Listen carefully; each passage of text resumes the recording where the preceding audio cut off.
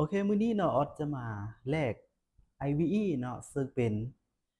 เหรียญอีกตัวหนึ่งเนาะที่เราได้มาจากการเทรดแล้วก็การสเต็กเนาะ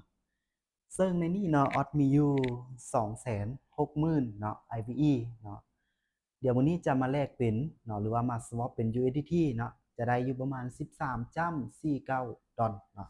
เดี๋ยวออสจะแลกเป็น USDT เนาะเพื่อเข้าไปในแพลตฟอร์มของ Bittrex เลยเนาะ เดี๋ยวจะมากดปุ่มเนาะperform swap เนาะจะเป็น USDT เข้าไปในกระเป๋าเลยเนาะสำหรับเหรียญนี้เนาะทุกคนสามารถหาได้เนาะปัจจุบันเนาะหาได้จากการเทรดแล้วก็หาได้จากการ staking เนาะเช่นว่าผู้ใดเนาะที่ว่าบ่อยากเทรดก็ staking ได้เนาะตอนนี้เหรียญก็เข้าไปในกระเป๋า Bittrex โดยเรียบร้อยแล้วเนาะเดี๋ยวเรามาเบิ่งกันเลยว่าจะได้ตามจำนวนบ่เนาะส่วนเหรียญจริงนี้เนาะเหรียญที่ว่าของออสเนาะออสจะย้ายไปบัญชีจริงเนาะแล้วมาเบิ่ง